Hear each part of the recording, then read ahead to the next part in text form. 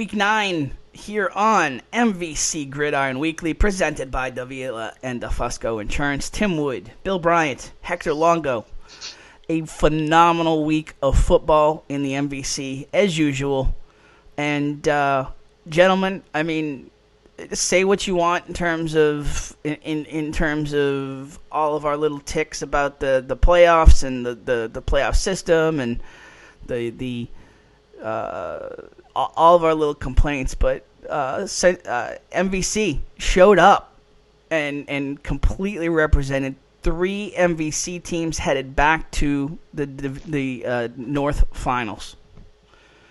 Where are the wonders now, Tim? Where are the wonders now? It wasn't just MVC games. It was all over the state. There were great games all over the place. Great playoff games, terrific battles, upsets, shockers, last-second games. Obviously, the 3 to focus on here are the 3 MVC teams winning here, but North Andover, Tewksbury, and Central. But Winchester pulled off a big win. Tewksbury, we'll see them. They're everywhere. So, like, if you're a proponent of this playoff system, you're kind of puffing your chest out right now today. Bill, just overall thoughts on just the MVC madness of Friday night and Saturday? No, I think they've been doing that for a lot of years. I think we're pretty lucky with the show that the last couple of years we've had this. Obviously, every league has their downtime. I think this is great for us, but obviously, I think Hector's right. I've had a lot of people, Hector, since the last show. What do you mean you want to get rid of Thanksgiving? What's that all about? Like, it's already gone. You know what I mean? Like, Thanksgiving's already gone. We played drinking 3 times one year. You know, we don't need to do that. I love playing on Thanksgiving, but I'd rather have a real playoff system and shows like this where we can talk about the last couple of weeks and going into this weekend and the matchups that are coming up are going to be insane. And Friday night sealed it for me, gentlemen, just in terms of 20 degrees and like, it's already 20 degrees second week into November. What's at this rate? What's Thanksgiving going to be like? And on top of all that, they're fairly meaningless games. But I don't want to beat that horse to anymore to death. But it's this week was just a phenomenal week of games. I mean, first of all, North Andover just takes care of business against Reading. Now, listen, we saw that Reading might have some holes in terms of just how down the stretch, how they kept Lexington in the game before putting them away. But North Andover just exposed all of those holes in a phenomenal win for the Scarlet Knights. Tim, I also did hear though Reading had about 3 turnovers inside the red zone. Yes, absolutely. So as much as North Andover, controlled the game, there was definitely aspects of that game that Reading kind of gave away. Oh yeah. Obviously, this time of the season you can't do that. That's the better team causing those turnovers and capitalizing on them. I mean, from what I'm hearing is it was a much better game than what.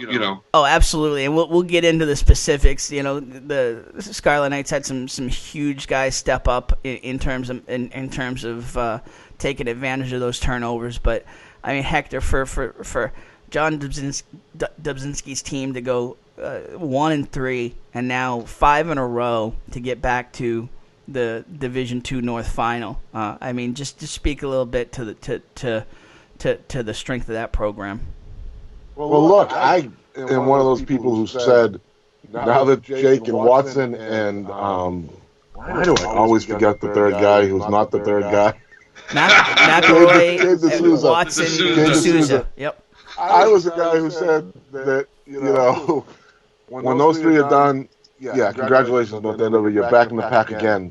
And I honestly believe that. But, man, this program now, you have to give North Andover credit. It is, how do we say this? It is like one of those, it is right there with Lincoln Sudbury and, Reading, Woburn, all those Division II teams who aren't St. John's or Central or Everett, but they are right at the next level. And program-wise, kind of in a pound-for-pound kind of way, they are legit right at the top of not just the North, but on a statewide basis. And it's a program. It's not a couple of players carrying you. Yep. As much as I really like those guys, and those guys were tremendous. Talk about a vindication day for this program. And if it wasn't already on the map and people weren't already thinking, wow, North Andover, when you say, ooh, you have to play them, they certainly are now. Absolutely after for Friday night. So, Bill, then we have that to start the weekend, and then yesterday, I mean, you've got on the college level, you had LSU, Alabama, and a game that lived up to the hype. On our level, Central Catholic, Everett. You know, the names alone, that's a phenomenal matchup. But that game just absolutely could not have lived up to the hype anymore. No, just the start of the game, two kick return for touchdowns. And as we were talking, Tim, you know, to have benches almost cheering like it's the end of the game that early on, the emotion and the adrenaline. And, you know, those are kids that were probably, even the kids that didn't play were probably exhausted by the end of the game with that type of high scoring, you know, affair. Oh, yeah. I mean, it was just the back and forth, you know, Raiders looked to be pulling away a little bit, but you're never going to do that against Everett. Everett came back to the point where Hector, they almost they were driving to win it in regulation before another huge play from Mark Cassis. Yeah, look, those are true heavyweights, those two teams, and I think it's an easy thing to do to say John DiBiaso's gone to Catholic Memorial to say goodbye to Everett. That's a program too. You know, that's the program by which all others are measured in this state. And there is tradition there. There is talent there. There are players there. There are athletes there. So anyone who thought this was there was reason for Central Catholic to say this is a tough draw having to play them and St. John's Prep if you get lucky enough to beat them. So two heavyweights. Again, Tim, in the past, I've witnessed it, and you see it, and you go, wow, this is what real big-time college high school football is all about. It really is. It's legit. There are athletes all over the field, players everywhere, guys making plays. It's fast. It's hard-hitting. And again, neither team wants to lose at all, and that was legit. That was legit good stuff yesterday. Right down to about a quarter of an inch of a yard, you know? But Hector, you called it a few weeks ago, though. At the end of the day, it's about confidence. And for multiple years, Central never felt like they could beat Everett. And that win last year, it opens up that door like, wait a second, they are beatable. You know, and as a coaching staff, you know Coach A is like, listen, they don't have the same coach. It's not the same program. And you give your players that reason to believe that you can win. And boom, here we are, another close game. And it helps when they think, okay, we can win this, as opposed to, oh, here we go, we're going to lose. And I think that's a difference maker as well. And then so that game ends, and the Tewksbury game for a little bit was looking like Tewksbury was running away with it against Concord Carlisle. Concord Carlisle then scores again. Concord Carlisle goes for two. Tewksbury comes up with the stop. And Tewksbury wins by a point. Just a phenomenal day of football. And again, to see the Redmen, we thought they had issues in terms of reloading this year. We thought they had issues. We thought they were going to have issues when Aylward went down. And this team just keeps finding heroes. And our boy Ryan Rometta that we talked to last week, he just keeps getting stronger every week. Saving his two best games of the season for back-to-back here in the playoff sector. Well, all Concord Carlisle did was keep winning all year long. I think people doubted them all season long, and they just kept winning and gathering momentum. And maybe the schedule. People might have talked about their schedule not being strong enough, but that was a good football team for Tewksbury. Like I say, Tewksbury's been all hands on deck since week 3? Yeah. You know what I'm saying? They've been all hands on deck, all out, guys shipping in and out, players stepping up, and what can you say about Rometta? again, I'm not sure that it was a name that any of the three of us knew coming in. But man, you certainly know him now and what he's done. We became big fans even beyond the stats last week talking to him. Just a real grounded kid and just one of our favorite interviews so far without doubt. And then to see him step up and Kyle Dorigo, I mean, 123 rushing yards, 2 TDs. I mean they've had heroes stepping up every week, Bill. They have, and not to burst you guys' bubble, but I met Remetta in his 8th grade, and he was someone that they were working on since 8th grade, and they knew that he was going to be taken over. The ultimate name dropper. The Bill Bryant Scouting Coaching Moment of the Week, brought to you by Bill Bryant. Let's talk facts here. When we say we didn't know who he was, we kind of did. But Tim, you're right. He's a great kid, and I think, Hector, would you say there's a little similarity brewing in North Andover as far as building that program that uses everybody, and similar to Tewksbury, as far as regardless of who you lose, you're going to continue to be competitive?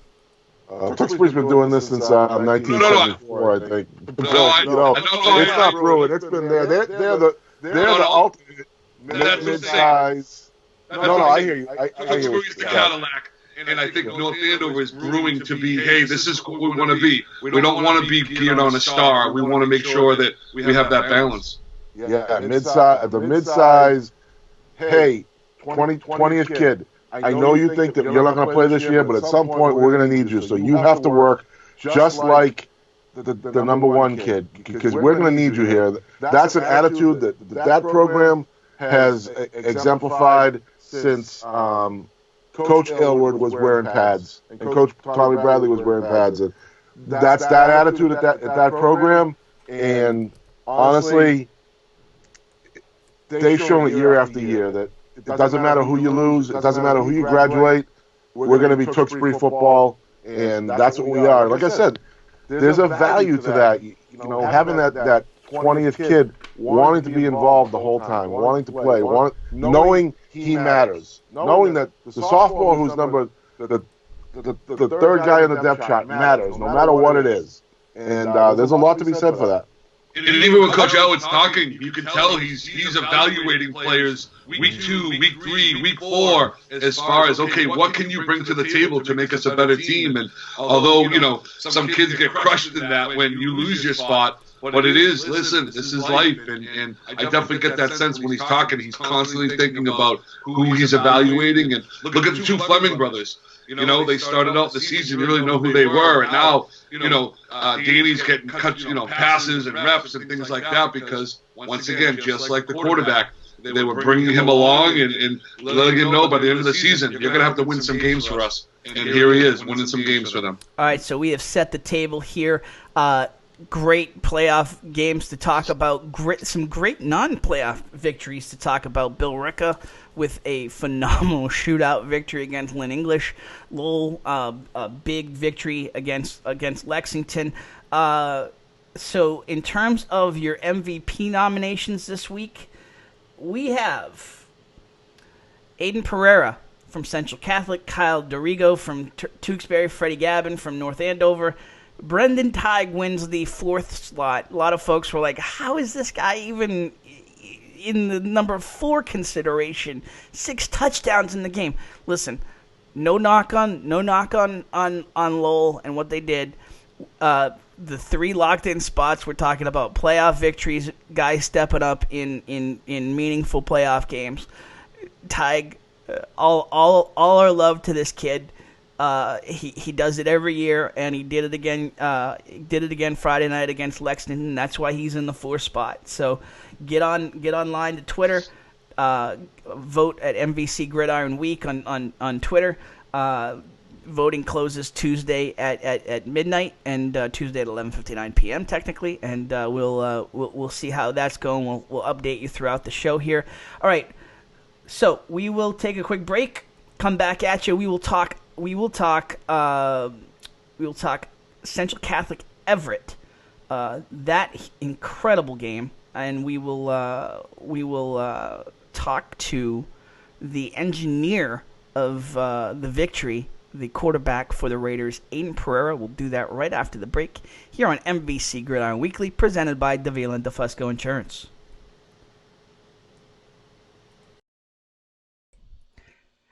It's a dream to own your own business, and Val and Susan Davila made that a reality in February 2013.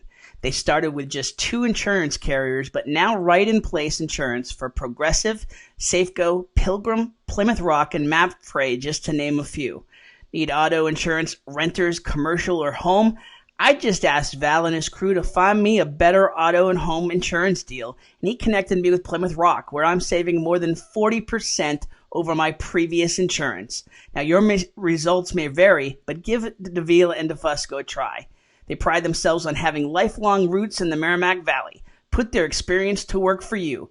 Visit them at 225 Broadway or call 978-241-7950 for a free quote, or check them out at daviladefusco.com. Big shout out to the folks at AFC Urgent Care, Lisa Williams and her team over there. AFC Urgent Care, the right care right now. You'll never need an appointment. Got that persistent cough and cold, that cut that needs a few stitching, or need a sports physical and don't want to wait weeks to get into your primary doctor? AFC's streamlined approach helps you be seen quickly and feel better fast. In Methuen, in the Merrimack Street Medical Professionals Building, 380R Merrimack Street, in North Andover as well, in the Burton Grill Plaza, 8 to 8 Monday to Friday, 8 to 5 Saturday and Sunday. Go to afcurgentcare.com for more details.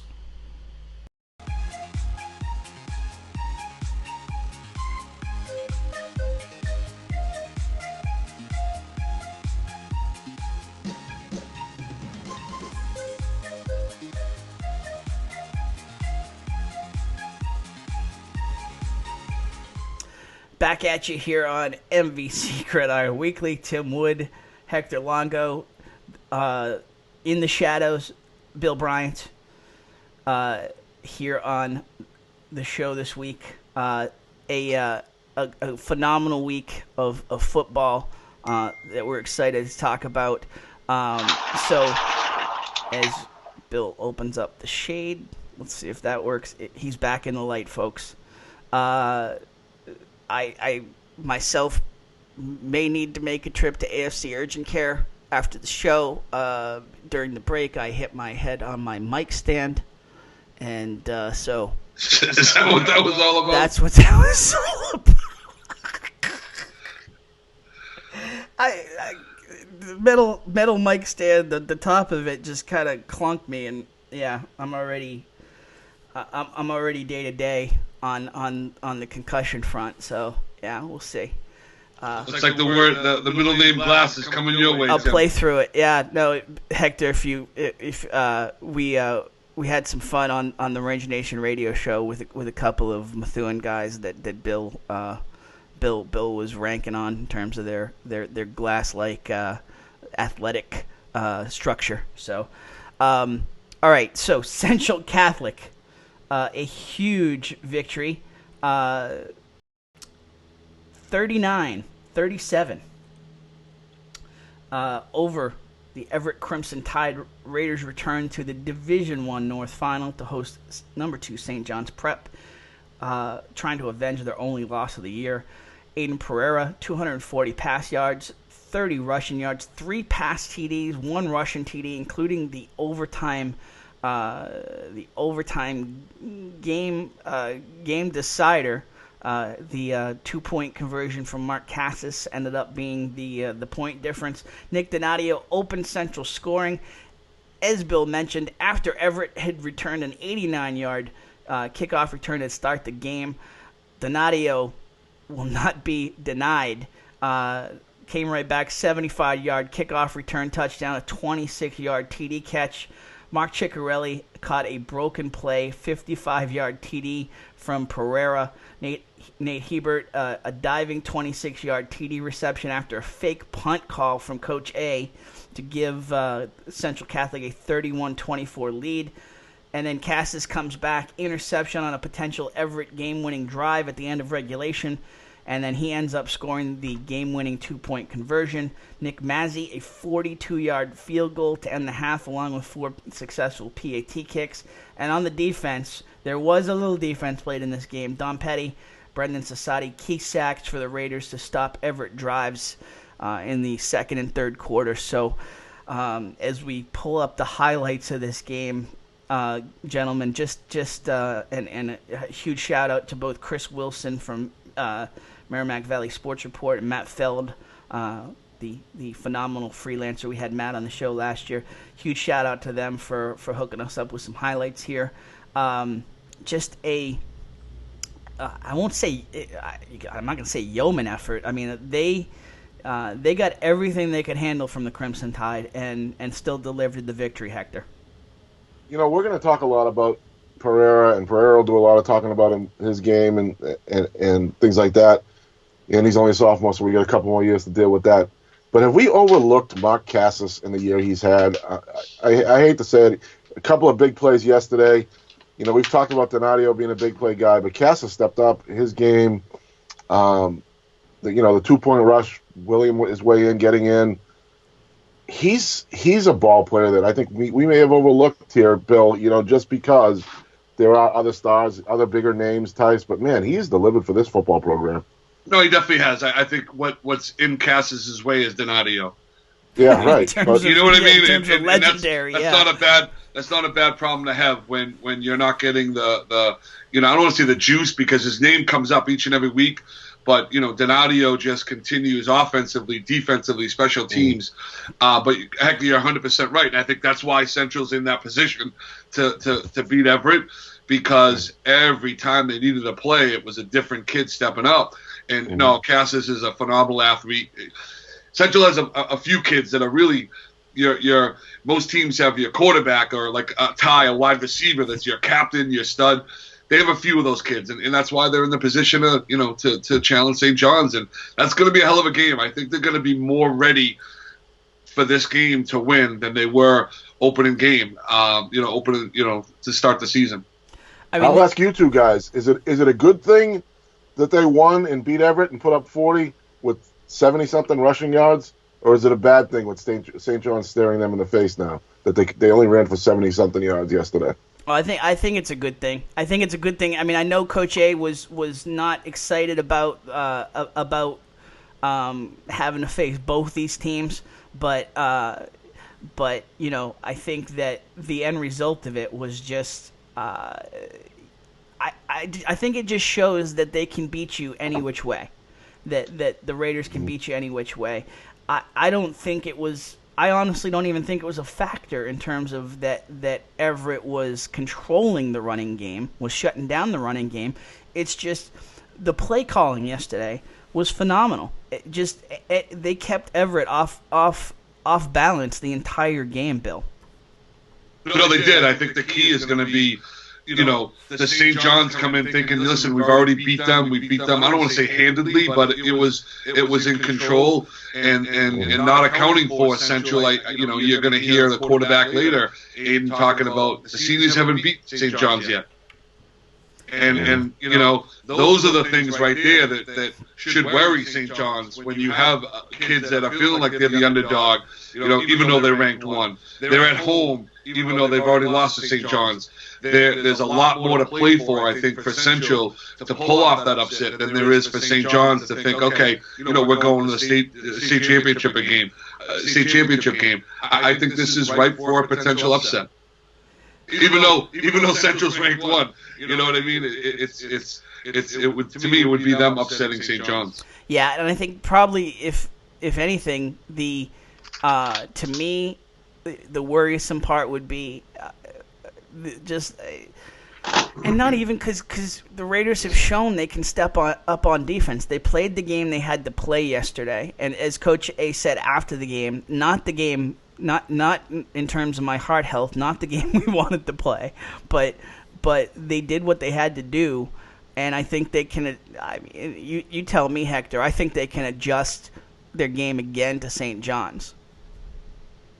Well, they are multiple and diversified, and I'm not sure they've really run the ball great all year long. I agree. Against quality teams. So that's why I asked the question. Yeah, I don't know if they've had a true 100-yard rusher this year. You're right. I mean, they haven't had to. Pereira stepped up. I mean, Cassis has stepped up in moments when he's had to. They've had guys like Nathel Achuo step up when they had to, but no week to week dominant rusher. Absolutely. But Hector, I guess why I didn't answer no on that is this is where the coaching staff comes to play. And if you don't think that they've been looking at that tape all year long as far as, okay, what did we do well? What didn't we do well? Where are those weaknesses? And I think that's where Central's depth is going to come into play because game planning-wise, this is where Central's strength is. In the middle of a game, they can adjust their game plan and say, okay, this isn't working. Let's go to this package right here, and we know we can rely on different kids. Bigger picture, though, Bill, thinking now and just stepping back for a second. Does a game like this, the Central Everett game, and potentially next week's game, kind of make you cry out and think, do we need, when we adjust this playoff system, do we need some kind of invitation-only tournament for the top 8 teams like they do in baseball with the Elite 8? Is this something needed? Do we want to see...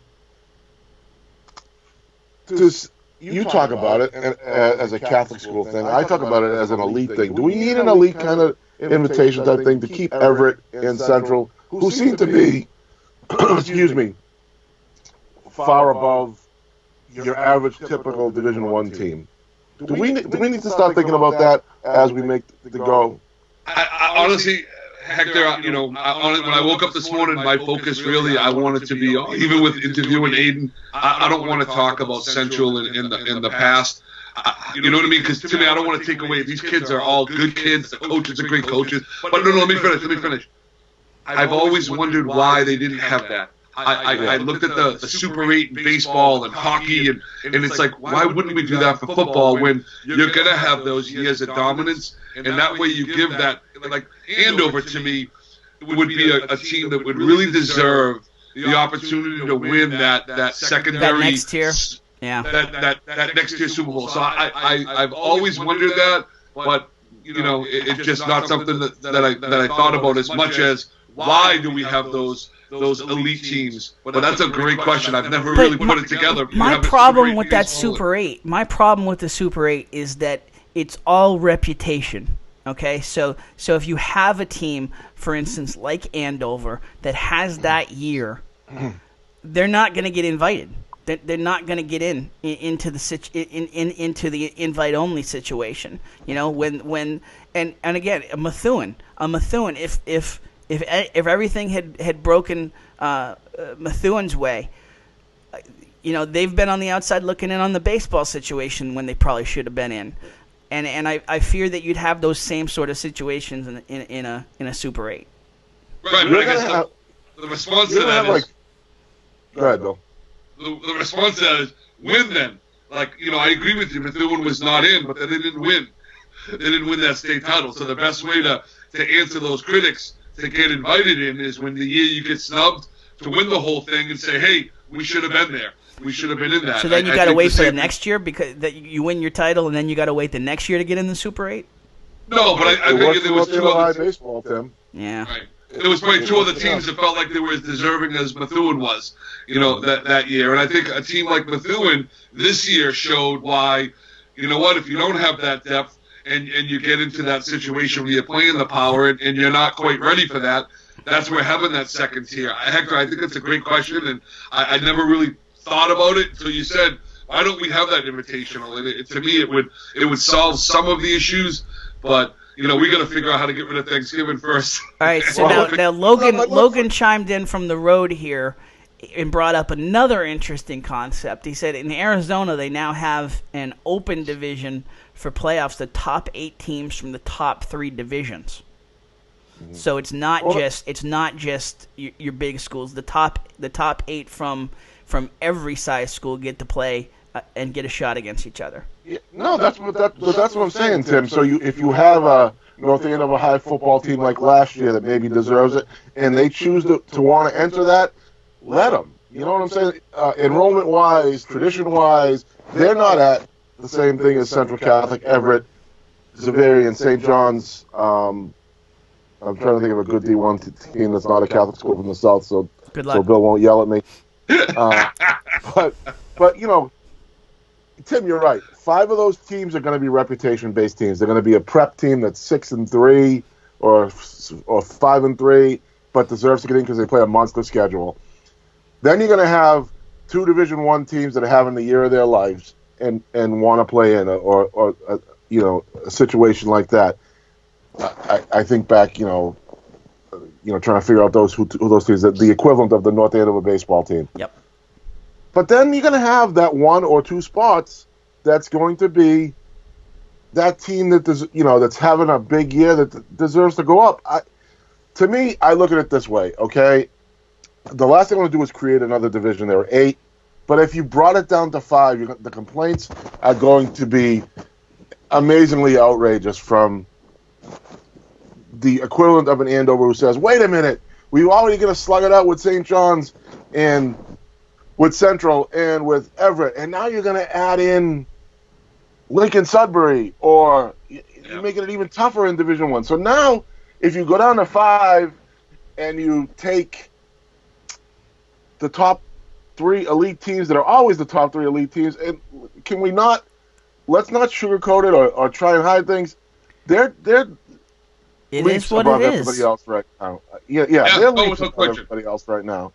That for Methuen to compete with Central Catholic fairly, it's got to be one of those special Cal Carroll Maelstrom crazy years. Yep. You know what I'm saying? That it's Cerami year, whatever year it is.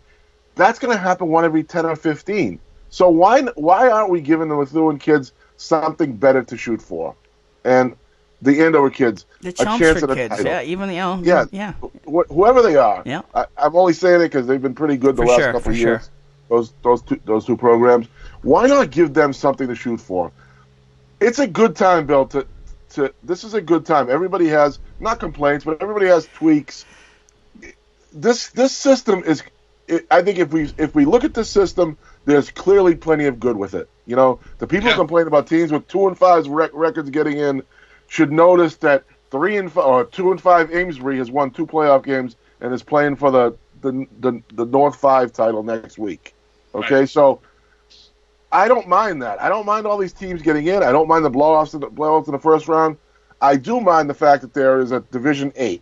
Yes. Right. So I think that's more of an issue than teams with bad records getting in. We weren't going to go. We weren't going to go here. The only fan base that I think would worry about this is Tewksbury, because Coach Alwood's going to be first in line to say, "I don't care where my team's at. I want in on that invitational." Right? Yeah. No, but again, that's good. That's a terrific call, Bill. Tewksbury's best team might want to be in. Yeah. One of those teams from 2 years ago. Yep. Last year, maybe that team wants to be in, but. And that's a quality discussion. They have that meeting. They have the vote. They have the whole thing in baseball and hockey and on how to get in. I just think at some point you have to contract the divisions, but that's going to create these giant powerhouses beating up on other teams. So let's give them their own little thing. And we weren't going to go here today. We weren't going to go, and I think it just. And I think it just. Well, no, you said it. Like we wanted to focus. We want to focus on the games, but I mean, I think just the fact that we are going here, guys, it just speaks to the fact of it truly feels like we are at a point where we need to make some moves. Do you honestly feel, given knowing? Both of you, knowing the history with the MIAA, do you honestly feel like they have hit that critical mass here, that they are listening enough where we're going to finally get some action on this? Well, I think it's the data. Look at the scores. I mean, it's proving itself that you're going to have that, and eventually people are going to start just not being as interested when you have that same 8, 9, 10 teams, and that, like Hector said, that one team from a different city every couple of years that pops up. I think the evidence, because of the new playoff structure, is showing that, hey, let's do something like this. And Tim, this discussion today is to, I'm sorry, it's telling the people at Central Catholic that you're really, really, really, really, really good. Oh, yeah. You know what I'm saying? Absolutely. This is not detracting from those guys. Nope. This is saying you guys are on a different level than everybody else. You and Everett and St. John's, and so why not embrace that level and let them have something really special? This is like, again, I point back to that 2013 game. This was a very similar game to that when Central played Everett down there. Great call, yeah. You know, it was legit big-time stuff, okay? Players everywhere. So, in my eyes, you were just saying, you are a monster. Let's treat you like the monster that you are. Yep. And let's have the monster jam, yeah. Yeah, right, absolutely. This is a legit, I guess I don't think the system itself gives these football programs enough credit. These quality, I don't think it gives Everett enough, to be honest with you, over the years. Those Zavarian teams, I don't think they've got enough. So let's treat them like they are, which is really, really special. Hey, speaking of monsters, speaking of legit, let's bring the quarterback from Central Catholic into the discussion here. Let's talk to the man of the moment, Ayden Pereira from the Central Catholic Raiders. All right, here on MVC Gridiron Weekly, thrilled to have with us this morning the quarterback of the Central Catholic Raiders, a 39-37 crazy win against Everett. Ayden Pereira, how are you, sir? Good, how are you? Very good. Excited to have you here on the show. Just tell us in terms of what it's like to be in that kind of madness of a game. It's pretty insane. I was confident the whole time though, like trusted my teammates, and I had a good feeling we were going to get the job done. Ayden, how similar was the Springfield Central shootout, and how much did that help you guys know, you know what, we're just going to keep putting up points and stay with these guys? Was that helpful for you guys? Yeah, it was helpful because kind of like the Springfield game, we felt like we could score on every drive. So even if they scored, we felt we could match. This was obviously a little different because it was a playoff game, and it was win or go home. So, it was a little bit more pressure, but the Springfield game definitely helped because it was like, oh, we've been here before, so. This back and forth in this game, Ayden, just tell us, you're 15, and yet just watching how this played out, it seemed like the nerves were not even a factor for you. I don't know. I kind of the team, everyone kind of helps me. They're fine. I don't know. They don't really look at me like a 15-year-old. I'm not treated like a 15-year-old, so I kind of have to hold myself to that higher standard. Yeah, that's kind of the last time I'm going to bring that up because you certainly have not played like a 15-year-old just kind of new on the scene this year. You've rocked it in just about every game here. So in terms of you had some big plays. You had some big defensive plays there towards the end of the half. Cassis comes up with that gigantic interception as Everett is looking to drive there at the end of regulation. At that point, are you just when Everett's driving there, are you just kind of on the sideline, just willing something to happen to let you get one more chance? Yeah, I was pretty calm. Well, I wouldn't say I was pretty calm, but I had a feeling I don't know. I just knew we needed a play, and I knew we had guys on that defense that knew that, and we're gonna do it eventually. Hey, talk about the beginning of the game. A kickoff return to tie it up. How crazy was that to start the game? Just as intense. Go through the first few minutes of the start of the game. Yeah, the start was insane. I didn't even go on the field till 4 minutes left in the first quarter because I don't know, it was insane because they took the opening kickoff to the 1-2, scored, and then Nick took it right back and kind of gave us some momentum again, kind of shifted it back. It's just a credit to what type of player he is. He wasn't going to let that happen. He wasn't going to let them just steamroll over us to start the game. Yeah, watching the video to see the emotion on the sidelines 3 minutes into the game, and the whole central bench was absolutely going insane. It's like that's usually what you see at the end of the game, not 3 minutes into the game, but it was a huge momentum shift to be able to answer like that so quickly. Yeah, that's something Coach preached all week. We know when you're playing these big teams, the sideline has to be in it. I mean, it's something we as players feed off of, is the sideline going crazy. So, I mean, they definitely did their job. Tell us a little bit more in terms of Donadio. I mean, it seems like every single week we're talking about either it's a big touchdown catch, a kickoff return. You've got guys, you've got young guys, you've got veteran guys that just are no quit, and Donadio just seems like the leader of that. Yeah, you kind of hit it on the head. He is the leader of our team. He's a captain for a reason. He's a great player and a great leader. He always makes, like you said, he makes plays every week that have you thinking like, wow, like how is he doing this? I mean, even the touchdown catch was great. He broke a tackle and spun off a kid all in once and made it look effortlessly. So he's definitely a very good player. Bill? Hey, what were some of the keys to the game? I know it's a shootout, but you know, defensively, we could talk about that. Offensively, what were some keys as far as, you know, your line, the running game? You know, it seemed like there was just a balanced attack, but as the quarterback, the guy leading that, talk a little bit about how you felt like the game was able to shift back and forth for your offense.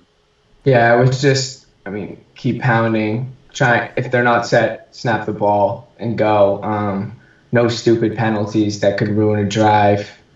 I mean, we did have a few of those, but I thought we limited them to how much we've had in other games. So just making sure we didn't shoot ourselves in the foot, because if you give Everett life, then they're going to take it. So now the game's over, so you're not giving away anything. What does that mean if they're not set? Did you find that they were gassed? Did you find they were a little undisciplined as far as setting up their defense? What did that mean?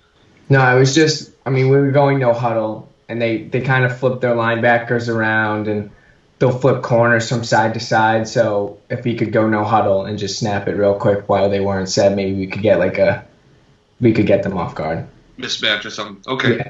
No, that's, like I said, we don't want to bring up the year 15, but you know that's to read that and to be able to do that at any age. There's guys in the NFL that can't do that right now. So. Ayden, we're talking to Ayden Pereira from Central Catholic here on MVC Gridiron Weekly. The Raiders with a 39-37 victory over Everett. They will now play in the Division I North Finals once again. This time again against St. John's Prep. Ayden, in terms of yourself, tell us a little bit about your history, how you got to Central Catholic, what made you choose. What made you get to Central Catholic from Auburn, New Hampshire? So just the trainers that I had been with had suggested maybe going another route other than Pinkerton. My parents didn't want me to board, so that kind of narrows it down a lot. And then just Central was kind of the one we found. I knew people that had been at Central, and I went and had my shadow day there, and I just loved the school atmosphere, and everyone. It was kind of like a big family. Plus, you got to throw a little bit more with the Raiders. Yeah, at Pinkerton, it's a lot of running. I mean, it works. They've been to the championship, the last 2 years other than this year. So it definitely works, but it's just not what I wanted to do. I wanted to go and be in a place where I could throw the ball a lot. Coach A has facilitated that. Coach A and the staff for you guys. In terms of, just tell us what it's been like adjusting to MVC football and just the level of competition. Oh yeah, it's it's been exciting. It's definitely a new challenge that I look forward to each week. Just playing different teams than what I've grown up playing. So you can go back to your dad and mom not wanting you to board. You know that's a sign of love, right? Yeah. They're not looking to give you up for high school and have you go away. Okay, just want to make sure. Talk about some of the other key players yesterday. You have Wiggins, you have Ciccarelli, you have some of your other wide receivers. Petty, Sassati on the defense, Yeah. The whole line. Nate Hebert, how that name escaped me for a second. I can't believe it, but Yeah. talk a little bit about those guys. The whole O-line did a great job. I mean, they never get their name in the paper or anything like that. They don't really get the attention, but, I mean, without them, I can't do anything. So they played a great game. I mean, Everett's always physical on the D-line too, so they did a good job. Nate had that great catch in the corner of the end zone, and he just blocks every play. Like, it doesn't come up in the stat sheet, but he's one of the best blockers on our team.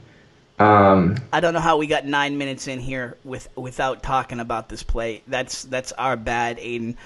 Talk about the broken play that ends up into a 55-yard touchdown throw to Ciccarelli. Yeah, I mean, the snap was a little high. It was still something I should have caught, but I mean, I just saw it rolling behind me, and I didn't want to dive on it. That's a waste of a drive. They were winning. Like, I wanted to try and do something, at least throw it away. So I picked it up and just saw Ciccarelli downfield wide open. So, I mean, tried getting to him. At that point, like, once you feel like you've got control of the ball and you take a look, did you feel like you had a step on the defenders where you could actually make that throw, or were you immediately thinking, I got to get this ball out of bounds? Yeah, well, it's a rule now that you can't throw it away without it being intentional grounding. So I was just looking upfield for anyone near the sidelines that I could throw it away and make it seem like I was throwing it to them. But they were wide open. There was actually like 2 or 3 people wide open in the same area. And I mean, at that point, where you're scrambling, you can't get your feet set. How do you get enough juice on that ball to even get it to him? I don't know. I had to throw on the run, but I had a good amount of time still to get it off. So it was kind of just a normal throw on the run play. I mean, he ran most of it in, so it wasn't like I threw it 55 yards in the air. I think it was only like 20 yards in the air on the run. I mean, I got hit like after the ball was thrown, so it was more just a normal throw on the run. Only 20 yards on the. It's only 20 yards on the run, Bill. Ayden, in the future, don't ever describe it like that. It's a 55-yard touchdown pass. Say that's the hardest I've ever thrown a football. I'm so glad Ciccarelli caught that in the end zone. I had 3 hulky guys coming at me. I was a half a second from being taken out of the game from a crushing hit, and I made the play. All right, Ayden, I got a quick question for you. Huge win. Obviously, Everett has been a powerhouse in Mass football for a long time. Mm-hmm. How do you take care of this win emotionally, and then turn around and go and get ready for St. John's, a team that you've already played that beat you? But how do you enjoy and celebrate a fantastic win, an overtime win, but then say, okay, now I gotta get ready for next man up or next team up? Yeah, we enjoyed it yesterday. Definitely enjoyed it, but now we got to flip the switch. It's prep week, and they already got us once, and I know the seniors haven't beat them at all in their 4 years, so this is definitely a game we want. Excited to play them. I mean, to me, and I know this goes out through the rest of the team, that if we don't beat St. John's, then this Everett win doesn't matter. So that's something that kind of keeps us locked in. I know you're not locked in as far as a coach, but did everyone leave healthy? I know you guys had some games early in the season where some kids were banged up, and how did we fare yesterday as far as the core of the team? Yeah, it's Everett. They're physical, so we have tons of bumps and bruises, but we should be all right. All right, so describe the last play. The 2-point conversion stop from your perspective in trying not to rush the field, waiting for the ref call. Yeah. Describe how that came down. Yeah, so they had like a 20-second delay to make the call. I mean, I started because I saw Nick running off, so sure that he did not get in. So I kind of started running, like walking on the field, just wanting to be there for the call. Yep. You could kind of tell by like his body language that, I feel like when you usually wait 20 seconds, it's not going to be, he's good. You know what I mean? Like if he's waiting 20 seconds, it's usually going to be something no good. So, I mean, I was just waiting for him to make the call, kind of getting anxious. But once he did, I mean, I was kind of on the field and I turned around and saw everyone rushing. It seemed pretty. It felt like it was about 18 seconds of just, and again, nothing against the refs, but just the refs having the guts to make the call, because it seemed obvious that it was a stop. Just watching the play unfold, but I know you got to get to the bottom of the pile. But boy, that was crazy. And then. I mean, have you ever had anything like that in your football career in terms of rushing the field like that, knowing you've pulled off that kind of win? No. I mean, actually, I've had one when I was in youth. Like this team that's beat us, like 4 years in a row, and we got them one time in the semifinals. I mean, but that was when I was younger. It was like youth football, so there's no way it compares to this. All right. So in terms of the downtime. You mentioned before you're not much of a Fortnite guy. Your younger brother Jackson's the more of the Fortnite guy. Madden. What's your favorite teams in terms of Madden? Probably the Seahawks, the Ravens, just because Lamar Jackson's so fun to play with on that game. Absolutely, the mobile quarterbacks, right? Yeah. Nice. All right. I got a quick question, Tim. Ayden, what do you hear about Gordon Hayward breaking his fracturing his wrist? Yeah, I did hear about that. What do you think? You're a basketball guy. I know you do basketball and track. How does that make you feel? Guy comes all the way back from that gruesome ankle injury and has a little setback. Yeah, it's tough because he's having a good year this year from like what I've watched. I mean, that's just unfortunate. I mean, he was a really good player and he's just been hit with a lot of injuries. Have you had to come back from any big injuries so far in your career? No, not really. When I was in like 5th, 6th grade, I broke my finger on my non-throwing hand. So I just had to play with a cast and then wrap the cast and play, but it wasn't anything crazy. So you've been playing quarterback from the jump, huh? No, in 3rd grade I played tight end, and then I didn't start playing quarterback till like the last 2 games of 4th grade. All right, we're gonna have to talk to those 3rd and 4th grade coaches. We're gonna have to figure out what happened because Tim, they were let go. Tim, they were let go. They've been blackballed in New Hampshire football. All right, before we let you go here, we really appreciate Ayden Pereira from Central Catholic. Really appreciate you getting on here. Really enjoy the Red Sea videos every week. Who do you want to shout out in terms of obviously your parents, Steve and Deanna, but who do you want to shout out in terms of friends, in terms of teammates, in terms of just folks in your life that have helped you get to this spot? I want to shout out my trainer Brendan at Become Athletes. I know your son Connor goes there too, and I've worked out with him a few times. He's a very good trainer. Medugno. Yeah. Nice. Good people. Yeah, all the kids in my grade. Let me butcher the names, Bill. You know, Meduno. I'm sorry, Bill. Sorry, Brendan. For real. All the sophomore kids in my grade. I mean, a lot of them are playing on the sophomore team right now, but they've all been very supportive with me. And I mean, coming from playing with them last year, it's a little bit of adjustment, but they've been very supportive and very energetic on the sidelines. Sayed, what's going on over at Become with the flag war? How did that start? The school flag. Yeah, I don't know. I actually don't even know how that started. I heard you brought a Central flag in after you saw Bethune's flag up. No, no comment. Ayden actually texted me to go try and find one from our school store, but we didn't have one. So, I tried to bring one in, but there wasn't any. It looks pretty cool. Brendan does some great work, and I love that he has kids from all over the area. It's pretty cool. Yeah. Did you work with him before Become over at Rise at all? Yeah, I did. I worked with him, and like winter of my 8th grade year was when I started working out with him.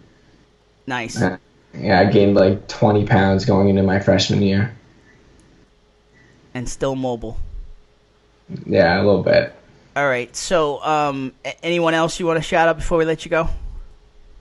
No, not really. All right. So, what's your Sunday look like at this point? No Patriots. A little downtime today, or you're already starting to look at tape? I mean, yeah, I'm looking at a little bit of tape, but mostly relaxing today, just resting. Nice. Anything from you, Bill? No, just great game and good luck against St. John's. I mean, that's going to be obviously an incredible game, and keep doing, man. You're a young guy, and you got the world is yours right now. Keep doing the good things and work hard. Thank you. Been a pleasure watching you throughout the season, watching you grow. I mean, you started red hot, and it hasn't stopped. Just a pleasure to watch you lead this team, and as Bill said, we'll be watching intently against the Eagles. Hope you get that Gillette experience, man. Yeah, thank you. All right. Again, huge thank you to Ayden Pereira for joining us here on MVC Gridiron. So great stuff from one Ayden Pereira, and huge thank you for joining us here on the show. All right, we will take a quick break. We'll come back. We will unveil the first of our big announcements. We'll also talk about the other two huge playoff games of the weekend. Do all that right after the break here on MVC Gridiron Weekly, presented by Davila and DeFusco Insurance. It's a dream to own your own business, and Val and Susan Davila made that a reality in February 2013. They started with just 2 insurance carriers, but now right-in-place insurance for Progressive, Safeco, Pilgrim, Plymouth Rock, and MAPFRE, just to name a few. Need auto insurance, renters, commercial, or home? I just asked Val and his crew to find me a better auto and home insurance deal, and he connected me with Plymouth Rock, where I'm saving more than 40% over my previous insurance. Now, your results may vary, but give Davila and DeFusco a try. They pride themselves on having lifelong roots in the Merrimack Valley. Put their experience to work for you. Visit them at 225 Broadway or call 978-241-7950 for a free quote, or check them out at daviladefusco.com.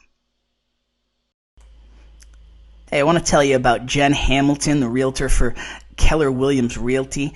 She's licensed in Massachusetts and New Hampshire, and she's a big supporter of all things local, especially youth sports. She's a big backer for Central Catholic and Methuen Athletics, but she's a household name around the Merrimack Valley. Hey, the autumn market is in full swing. If you are thinking of selling, now is the time. Inventory is an all-time low, making this a seller's market. In a seller's market, there's a greater chance for a bidding war on your home. So put Jen Hamilton's 33-plus years of experience to work for you today by calling for a free, no-obligation market analysis of your home. Call Jen at 508-954-7941. A huge supporter of youth athletics. Listen, her record speaks for itself. She's one of the top sellers in the region for Keller Williams Realty. Hamilton is a household word. Call her at 508-954-7941.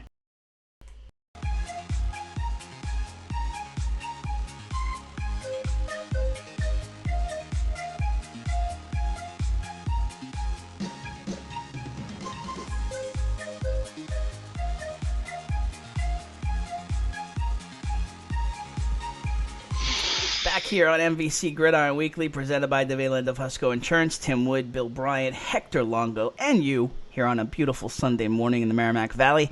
All right, so a couple of house cleaning things. Looking to talk to Freddie Gavin. He had some issues this morning. We will set up the interview for later today. Post that on social a little later today.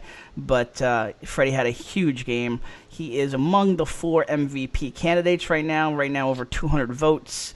Ayden Pereira, Freddie Gavin, Kyle Dorigo, and Brendan Ty. Kyle is leading at this moment as Tewksbury's getting out the early vote. Central Crew not too far behind. The Red Sea coming strong for Ayden Pereira. So we have that. Keep voting as we go here, and then Our first of two big announcements on the show this morning. I want to tell you that we have sent out all of the emails for the first annual MVC Gridiron All-Stars team. We will be naming first, second, and third teams for all of the offensive, defensive positions as you see on the screen.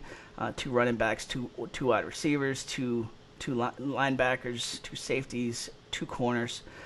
Other categories include team offense, team defense, assistant coach of the year, freshman of the year, sophomore of the year, junior of the year, senior of the year, student athlete of the year, and community star of the year. And we will also have a fan vote as part of this, as we'll have kind of almost like a madness thing.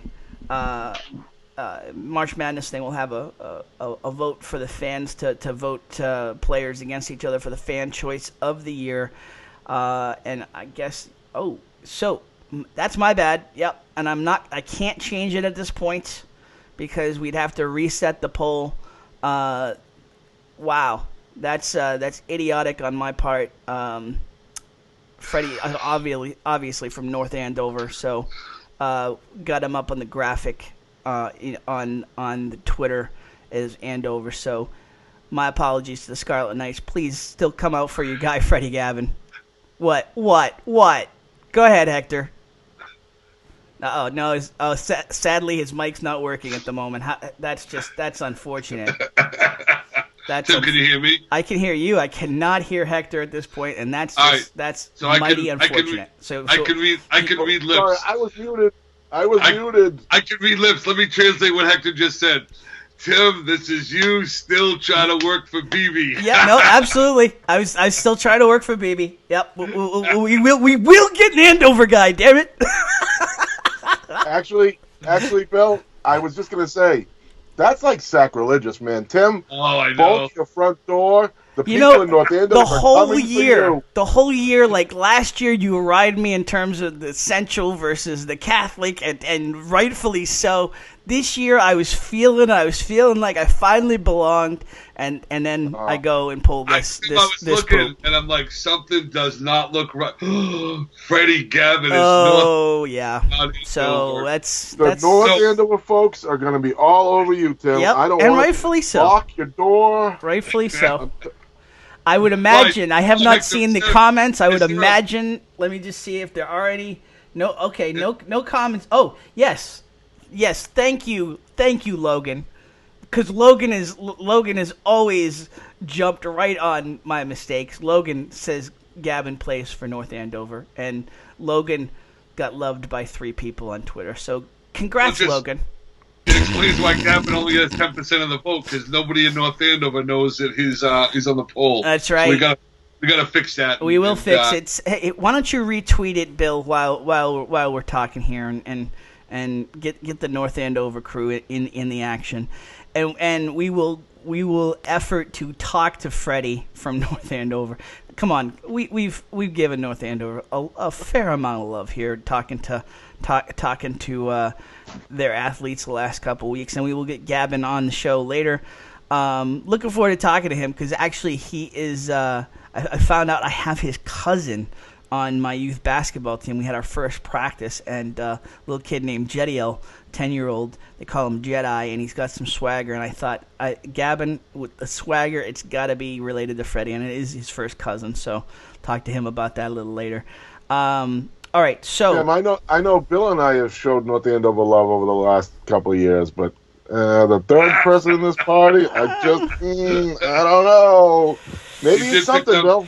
Tim, you did pick them to lose last year in the Super Bowl. I don't know if you remember. Oh, thanks. Thanks for bringing that. I don't think that's true, but thanks for. No, it isn't true. So thanks for bringing that. It's not true. Not true. That bus that you texted me earlier. The bus. Oh yeah, no, I should get up that gif of the bus just continually rolling over on.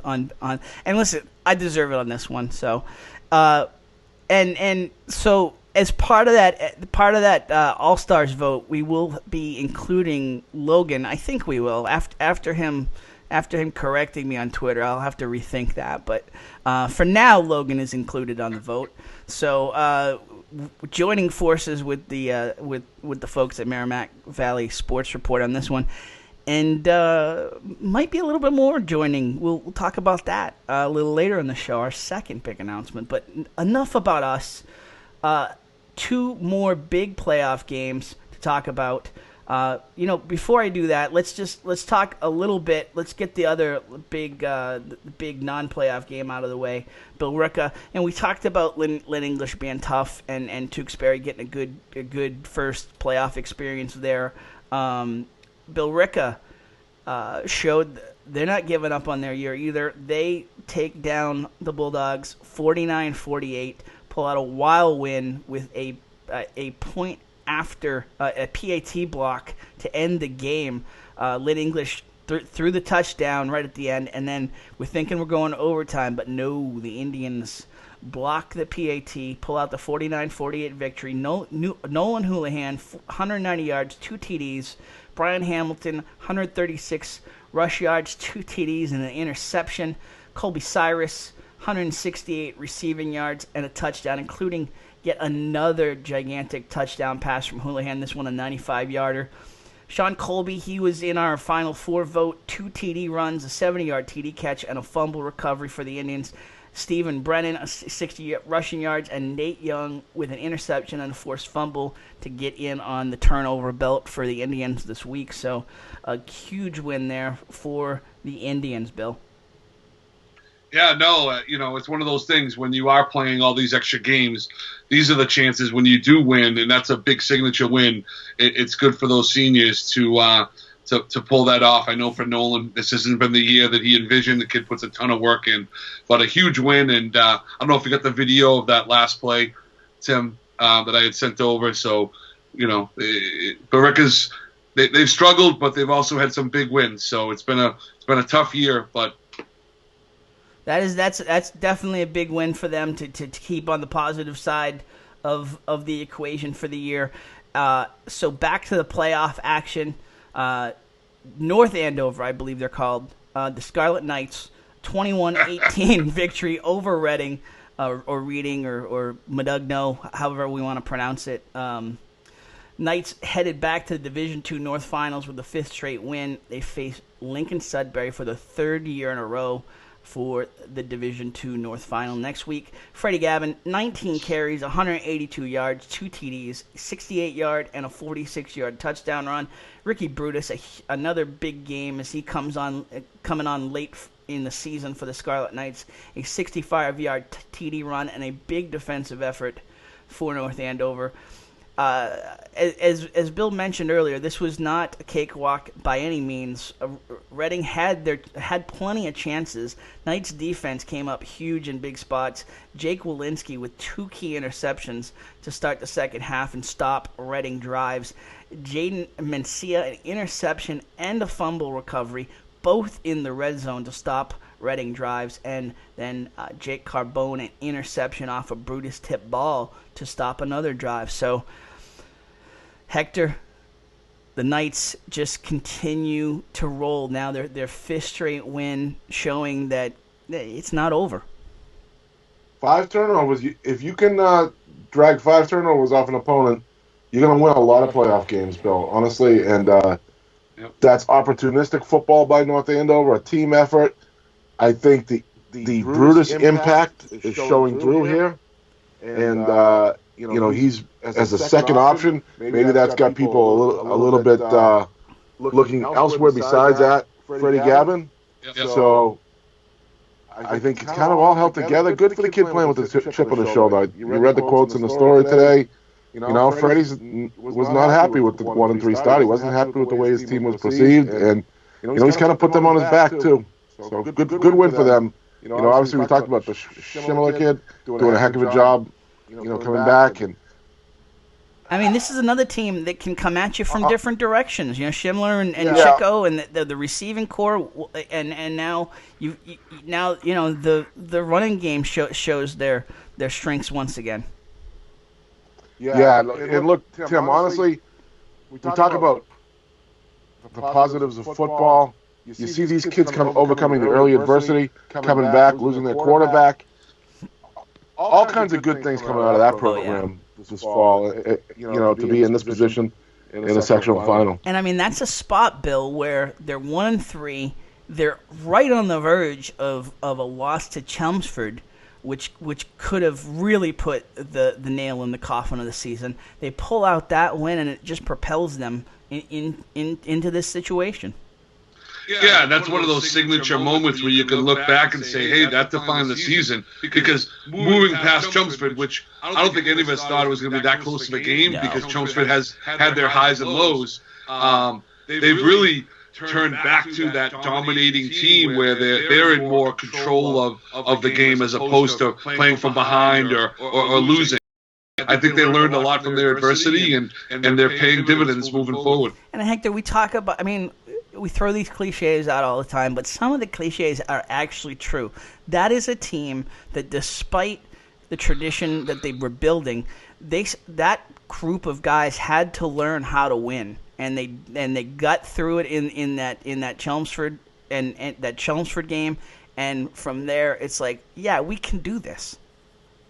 Tim, there's not a high school kid on the planet that plays football and opens practice in August and says this is a rebuilding year. Every single kid on a team that went 0-10 the year before, or a 10-0 team that lost everybody, every kid in August is thinking championship. And, that's what we as old losers like to do.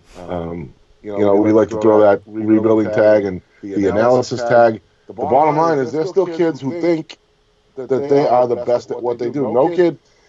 Go in the gym. Every kid sees Michael Jordan when he shoots the ball, or I guess Steph Curry in this case. God, I'm old. But anyways, I digress. So those kids in August are thinking, yeah, we're not the end of it. We're good again. So maybe they took the little punch in the face early. They stepped back. They got up, and now no one wants to get in their way. Like I said, I've said it before. There were coaches in Division II who had no desire to see this North Andover team. Reading was one of them, and they got what they brought to the table. With all that said, Bill, do we feel like this team can compete with a Lincoln Sudbury, this team this year? At this point, yes. I think obviously we talked about earlier, I think now you have a combination of they have a quarterback who's got some experience now, who's doing well. You have, like Hector said, you have two running backs. So you have this diverse team that we're not quite sure, what plays they're going to be calling. And now they believe they can win. So I think this is a team that's going to show up and give LS a game. And I think if I had to guess, I think they're going to win. Hector, how about you? I have to be critical here for 1 second before I give my thoughts on LS. Reading is playing in the Division II North semifinals, and they don't have a place kicker who can kick a PAT. Yeah. They went for two on the first one, and this is 2019. This is not 1977.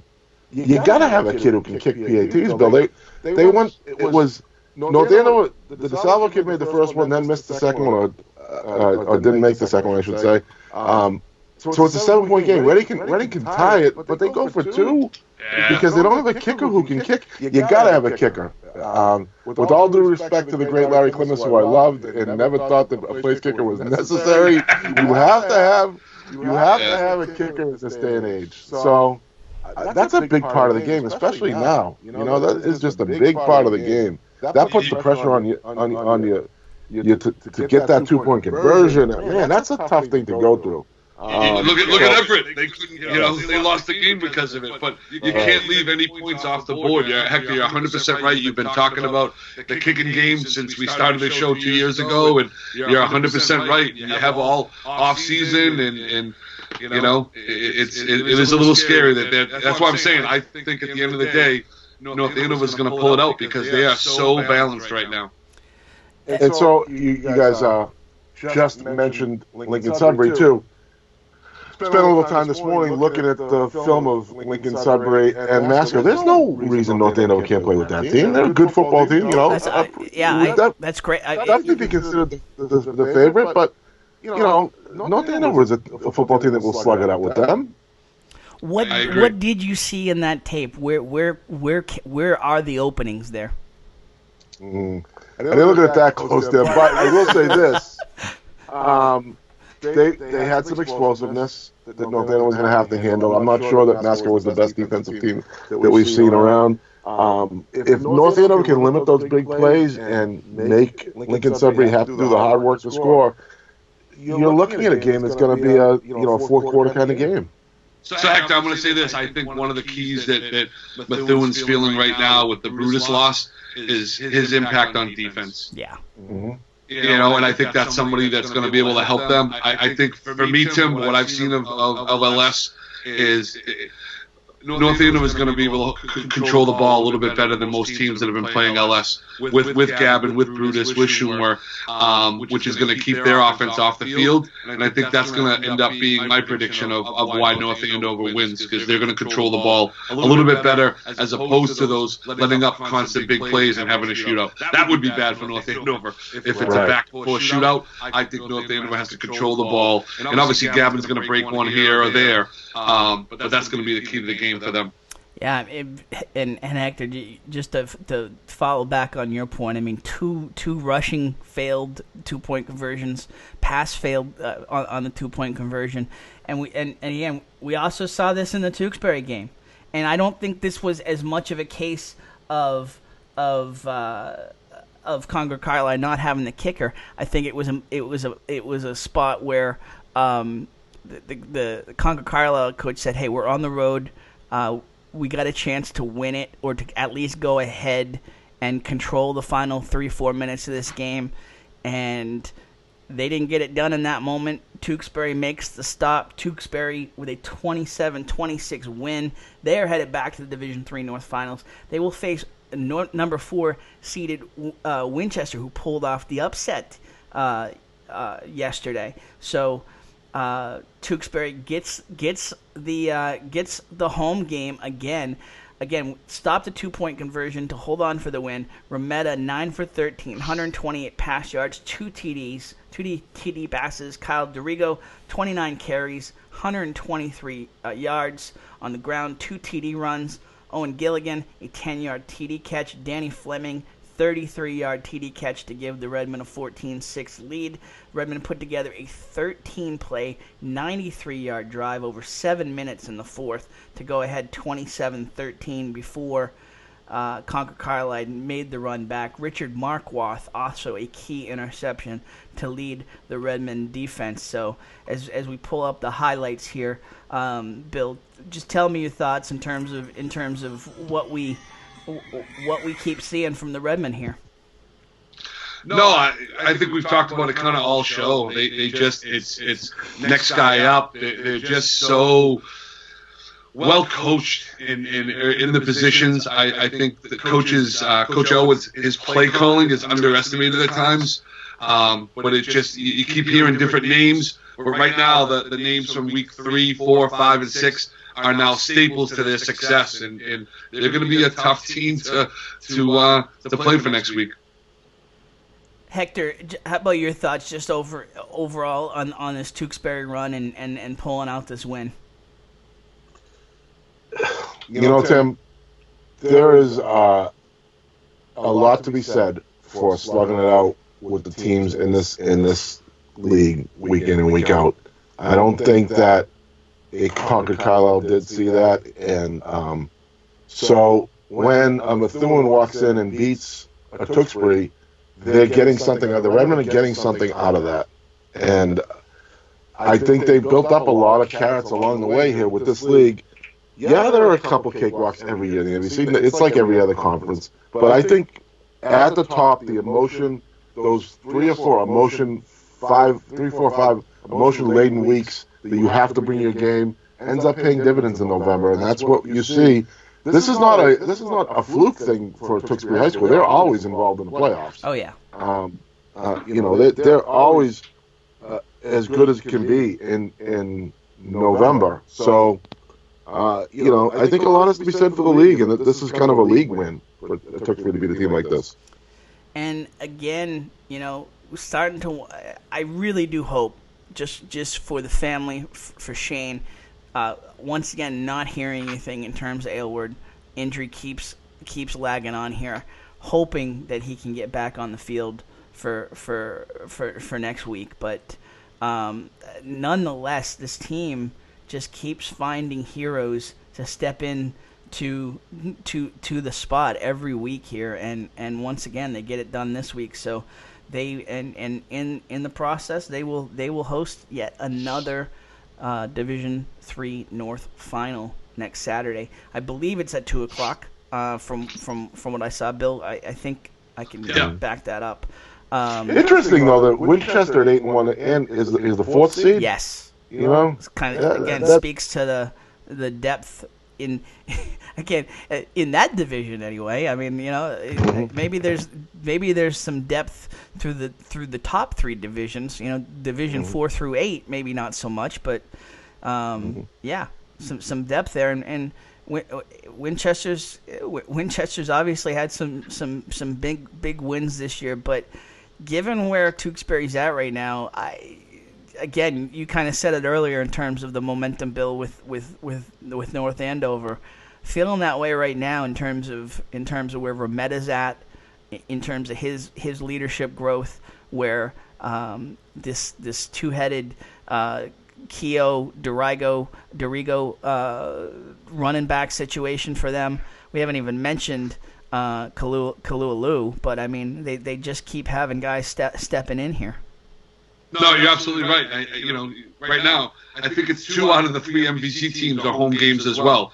But, I think if I'm the coach of Tewksbury and I go through what my expectations were for the year, I was going to rely on Alwood way more moving into the end of the season, where right now he's not in. And Dorigo is just really stepping up. And Rometta is stepping up in a way that you can't really expect that. From a kid first year, not getting a lot of reps last year and getting those key reps. I think they're in great shape right now. All right, so we will take a break here. We will come back. We'll talk about the rest of the schedule in terms of Haverhill with a big win. As we mentioned, Lowell got a good win. We'll talk about the rest of the schedule, and we will also have our second big announcement of the day here on the show. We'll do that right after the break here on MVC Gridiron Weekly, presented by Davila DeFusco Insurance. It's a dream to own your own business, and Val and Susan Davila made that a reality in February 2013. They started with just 2 insurance carriers, but now right-in-place insurance for Progressive, Safeco, Pilgrim, Plymouth Rock, and MAPFRE, just to name a few. Need auto insurance, renters, commercial, or home? I just asked Val and his crew to find me a better auto and home insurance deal, and he connected me with Plymouth Rock, where I'm saving more than 40% over my previous insurance. Now, your results may vary, but give Davila and DeFusco a try. They pride themselves on having lifelong roots in the Merrimack Valley. Put their experience to work for you. Visit them at 225 Broadway or call 978-241-7950 for a free quote, or check them out at daviladefusco.com.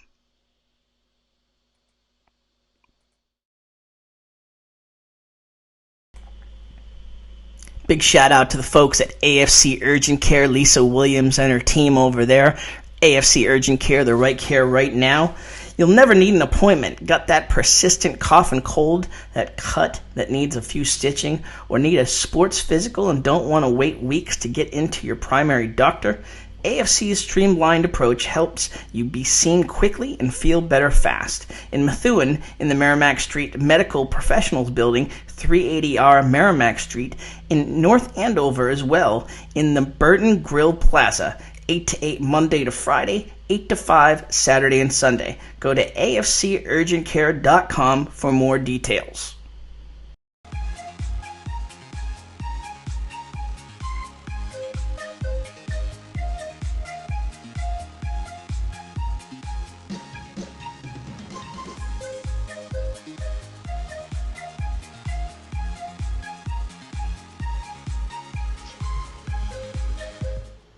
Back here on MVC Gridiron Weekly. Hey, a quick shout out to Chris Calisi, as always. Made us some new banners for this week. Filled up the top of the screen. Ever the Perfectionist saw some blank space on the screen when we go 3 wide, and made us a brand new banner for this week. And also helped us out as we get ready to announce our another project here. you'll notice another Chris Calisi original as we pull up this next graphic. Want to tell you, we kind of been hinting at it. We kind of been planning this, trying to at least. But we are ready to officially announce it. We are going to be launching MVCSportsToday.com, your new source for all things and all sports in the MVC, coverage of winter, spring, and fall sports across the MVC, coming early December 2019, working on the website right now. Another great logo there from Mr. Calisi, and huge appreciation to all the work he does. But very excited, gentlemen, as we grow the empire here and take on the task of covering all the sports in the MVC. That was exciting. I think we've been lucky. I think in terms of football when we started, but you look at basketball, you look at baseball, you look at hockey. The MVC just seems to be always in the mix with the D1 state and D2. So I think it's in the other divisions. I think it's going to be exciting. And I think that one of the big things that I wanted to just point out was that we are merging operations. We're very excited to bring on Logan Jakubakis. I mean, I just can't even. I mean, it's. You take a look at the spelling of the name and just tell me if you would even. I can't even pronounce wood most of the time. So, but we'll just call him Logan from Merrimack Valley Sports Report. You're bringing the guy aboard. You're taking on the name, blah blah blah blah, and you can't ask me, hey Logan, how do you say your last name? I mean, even I have asked him. I've asked him like 3 or 4 times, and it's not like I'm. Does he butcher it like you do? No, he's got it down. I think after 26 years, he's got it down pretty good. But he's we're very excited to bring him aboard, and the folks that he's brought into the mix. With Merrimack Valley Sports Report. I mean, all the better in terms of bringing some voices into the conversation here. We're going to have writing opportunities. We're going to be bringing in some new photographers. Lots of opportunities if you are interested in doing some writing.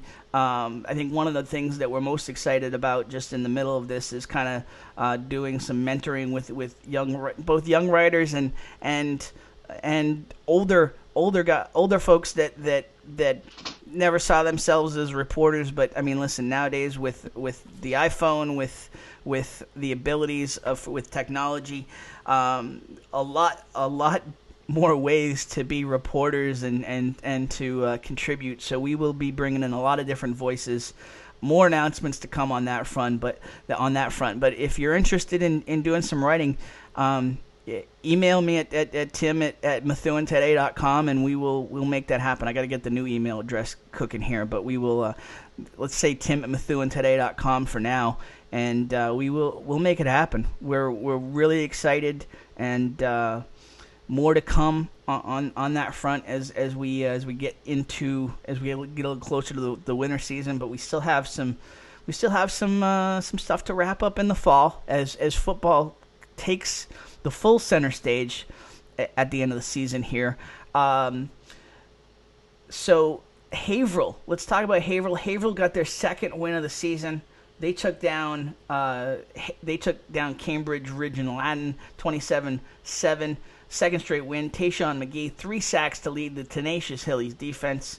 They scored. Hilly scored 3 times in the second half for a come-from-behind win. They were down 7-6 at the half. Brady Scaffis, a 19-yard TD run to open the Hilly scoring in the second quarter. Dasani Houston, an 8-yard TD run.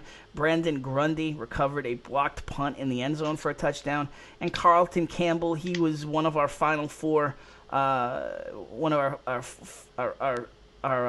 flash poll nominees. 45-yard touchdown, around 110 yards rushing overall. Max Bork as well, 10 tackles for the Hillies in the victory. So, as much as we talk about the schedule and the weirdness of it, good to see that the Hillies not quitting and keep fighting through, Hector. Who do they got next week, Tim? Do you know? It's a great question. Because if you can win 3 in a row and then all of a sudden Thanksgiving will roll as a reason to play, I guess. Absolutely. I should say it. You can win 3 in a row, try maybe almost make it back to 500, go 4-5. Be interesting to see. Again, you hope, and it seems like with a bunch of new names, kind of unfamiliar names popping up this week, that this is kids getting something out of this last month, younger kids for the future, getting something out of this last month. That's not an easy thing to do if you're a football coach, to tell a senior, hey, you got to take a back seat, we're building for next year.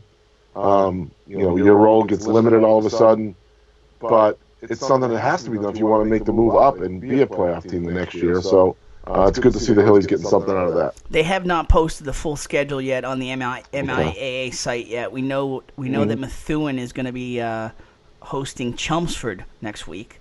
So we heard that from Matt Kern, but have not seen the rest of the schedule yet. If any of you watching the show at the moment have any input there on any of the rest of the schedule, we'll post the full schedule later today once the MIA puts it up. But if any of you have heard it while we're on the air here, just hit us in the comments and we'll put that up on the screen. So a good win for the Hillies. So Andover, we mentioned St. John's Prep earlier, so they get back to the finals by way of a 39-17 win over the Andover Golden Warriors. E.J. Perry and the Warriors playoff run ends. Eagles jumped out to a 25-0 lead in the first quarter. Lincoln Beal, 19 carries, 102 yards, a TD run to lead the Golden Warriors on the ground. Now, Josh Ramos concussed in the second series and did not come back. So Lincoln Beal moves from wide receiver to running back and has a decent game on the ground for Andover. Scotty Brown, 106 pass yards, 40 rush yards. Kelvin Davila, three catches, 61 yards. Eric Albach, 6-yard TD run for Andover's other TD. Matt Crowley, a couple names you want to keep on your mind in terms of playing Central next week. Matt Crowley, the quarterback, 270 pass yards, 3 TDs. Matt Duchemin, 3 catches, 97 yards, and a TD catch for the Eagles. So Andover just cannot get past St. John's here. It always seems to be the spot where they got to make that jump, and unfortunately again, and some injury stuff got in the way, unfortunately, for them as well.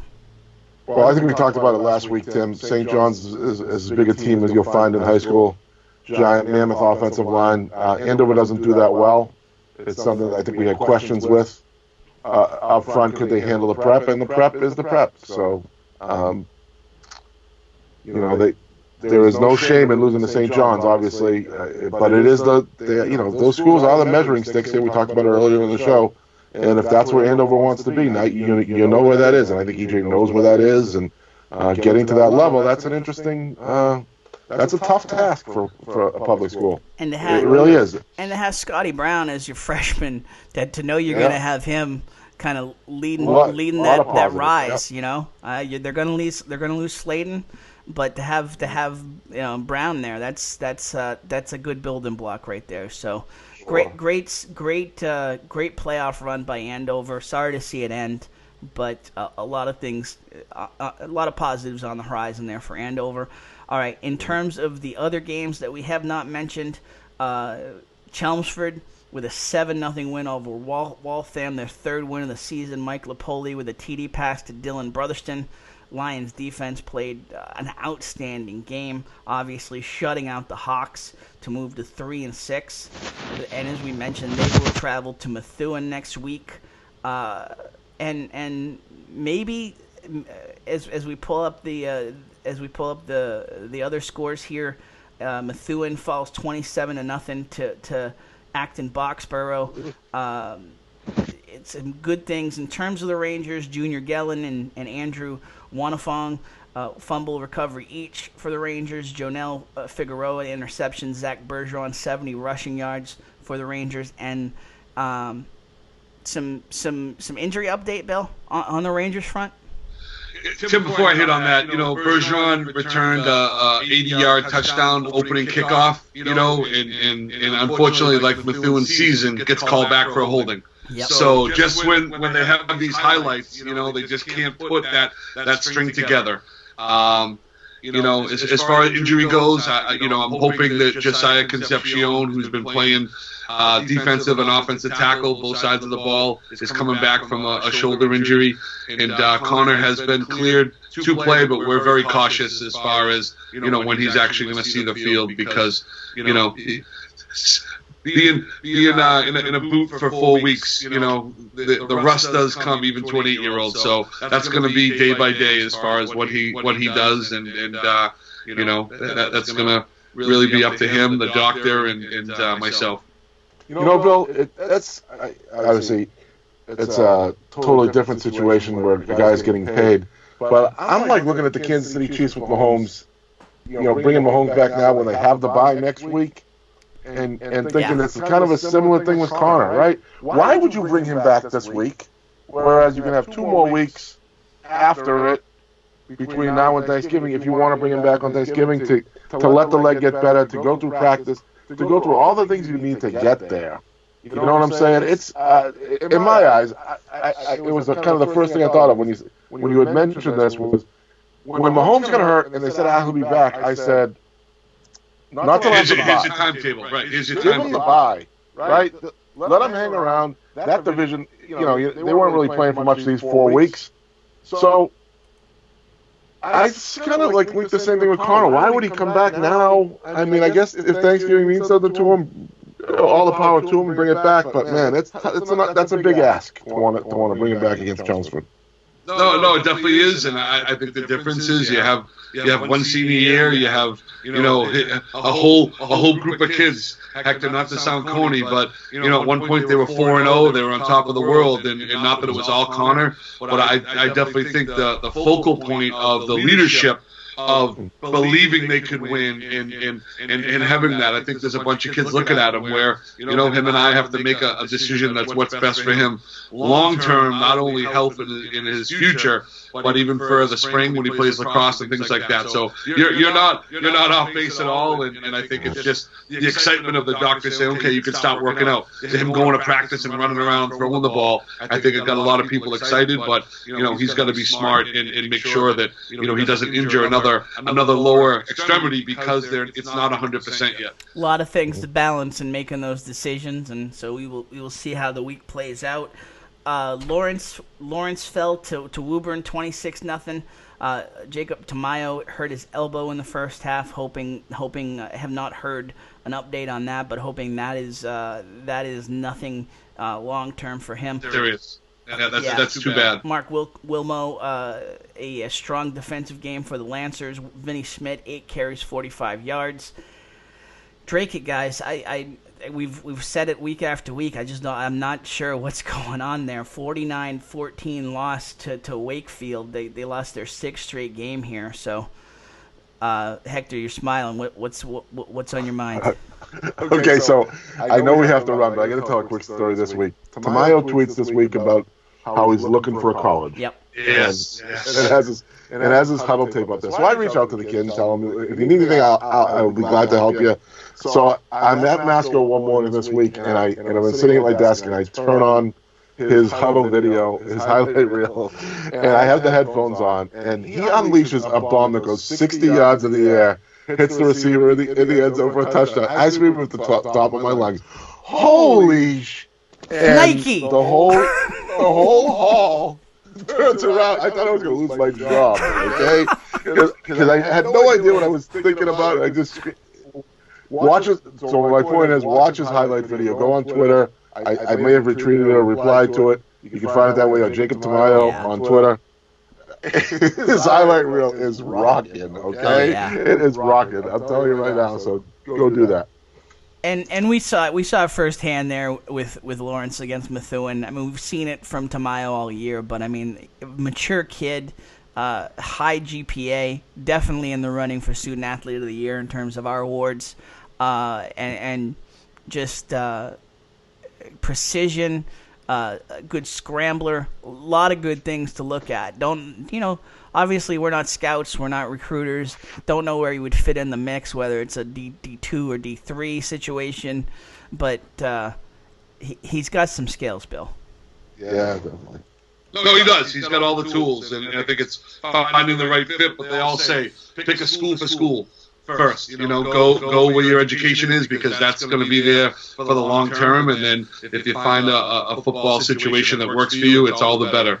But you definitely want to find a place that's best for you academically. We kid because we care amongst each other. We rib each other. But honestly, Hector, in terms of the grumpy old man kind of persona you got going, seeing that tweet out there, I mean, kind of showed you're a pretty good guy. So I mean, I it's like I know you want to protect the rep, but I mean that was legit, brother. That I saw that and I was like, that's the other side of Hector that Hector doesn't let people see all the time. That was good. Yeah, my being old and my being a good guy they coincide. They have not mutually exclusive. Okay, all right. Well, nobody said good guy. I think that the word Tim used was decent. Decent guy. Yeah. I don't want to expose him too much here. I don't want to. I'm not offering my full PR services to you. I just wanted to give you a little love. Let's not start rumors about Hector being a good guy. Yeah. Holy crap. Yeah. But no, that was good. That was a podcast too. Okay.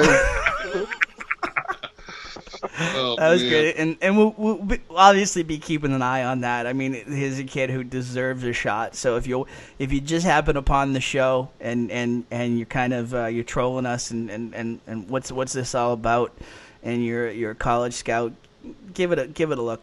Give it a look. We've seen it all throughout the year. So, all right, gentlemen, we have reached the end of the line for this week.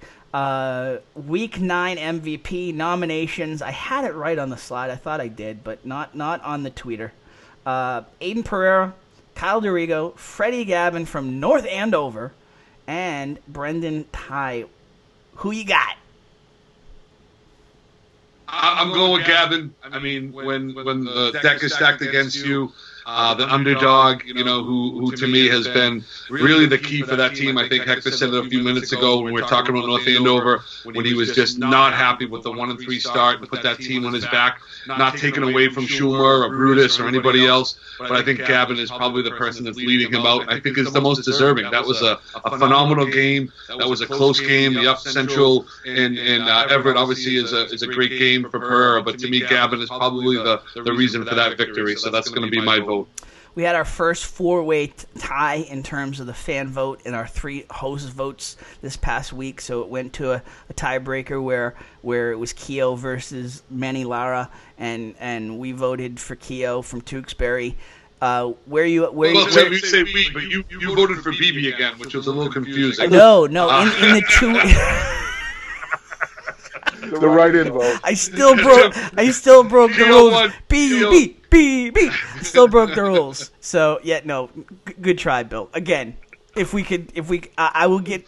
gonna have the bus graphic ready to go for that bus rolling over moment of the week next week. I will have that. That's bad on me. I should have that ready to go because Bill's good for it every week here, and the bus backing up moment of the week brought to you again by Bill Bryant. All right, where you going, Hector? To relive one of the great moments in MTV history, I'm going with Freddie in this one. Freddie Fresh. I happen to like Mr. Gavin, and he deserves it after this week. That was a big win. So I don't want to ruin the suspense, so I will leave my vote in the wind. I won't be going just with the fan vote, but I do want to encourage the fan vote. But I will simply say, tough to go against Freddie Fresh this week, and I think it will be even tougher once we talk to him a little bit later. We will post that interview again. Some scheduling issues on his side.